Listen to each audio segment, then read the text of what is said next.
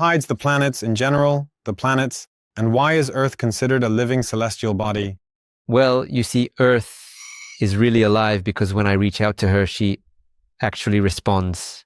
So, I go in there. Again, it's very important to understand that you can access the planet in different ways. You can, for example, access it through extrasensory perception. I just sat down, touched it, and started to somehow read something. But that's a bit not that...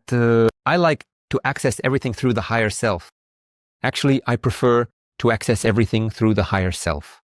Because both through the Akashic records via the higher self and accessing the planet through the higher self, because we're, conditionally speaking, they won't let the mind, or the etheric, or astral, or mental body in.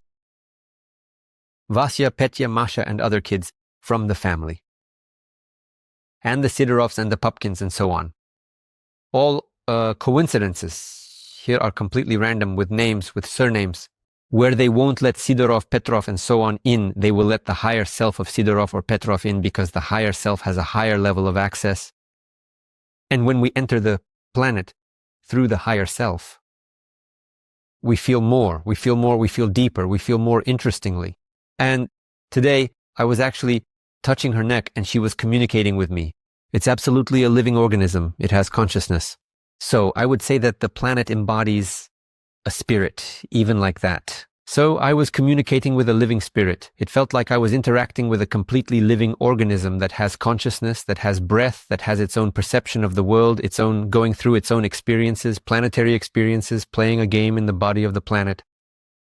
So, yes, I really feel that the planet has a soul. Well, spirit. The planet has a spirit. And what about the other planets? There are also here, again, we won't be accessing the higher self. We were looking at Mars. There is a spirit. We were looking at the moon. There is also, you see, for some people, it's like a sleeping one, as if they're already fading away. It's like completing its cycle here. Some have a younger, more experienced one.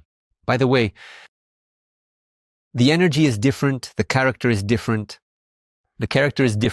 Venus has its own spirit with its own goals and tasks. Mars has its own, Earth has its own. That's why, the planets are animated, everything, except for maybe a few, those that are already. They are completely unsuitable for any possible revival of life, not in 2 billion years, not in 10 billion years. They have simply completed their cycle and are already heading towards disintegration. They have everything. They no longer have a spirit. But the planets that are still suitable for living, everything is great with them. All the planets in the solar system have a soul, all of them. Ah, okay. All of them.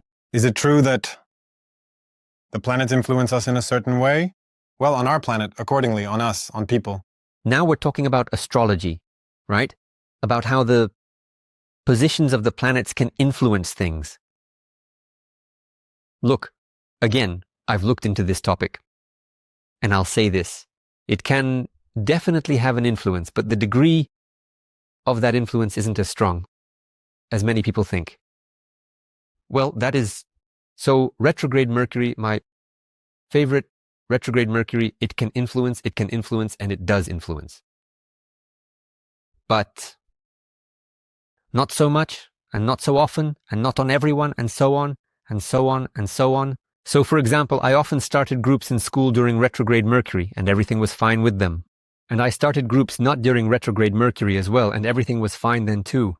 The planet, it definitely, it's a strong spirit. It's a strong spirit. It kind of radiates its energy strongly all around. And plus, the planet itself is big. It still radiates. It's a strong, large object that radiates a lot of energy. A lot of energy. Each planet also has its etheric plane, astral plane, as we've already mentioned. There are all sorts of souls that go through various incarnations and so on. So each planet is like a country that, it's like a big country. Yeah, a big, powerful country, like a big mini universe. Absolutely. A mini universe, it influences everything around it. It influences us too, since we are all in the solar system, and each planet is connected to one another.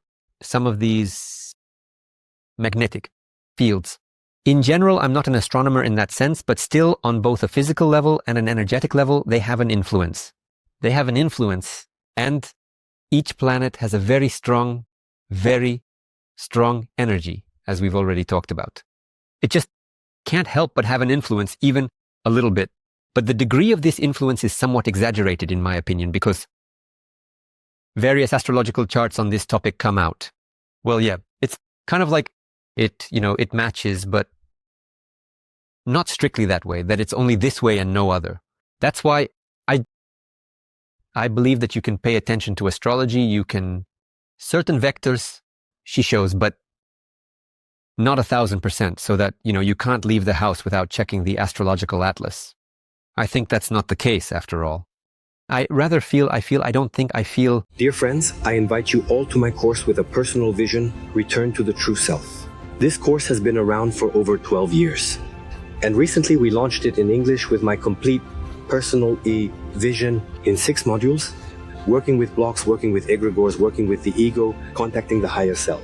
Answers to simple questions, answers to more complex questions, and then there's what we call the Great Journey. It's contact with space, contact with the planet, contact with God, contact with anything at your request through the higher self. Health, finances, relationships, purpose, past life. The course is available at any time. You can sign up for it using the link below this video. Come on over, I'll be waiting for you.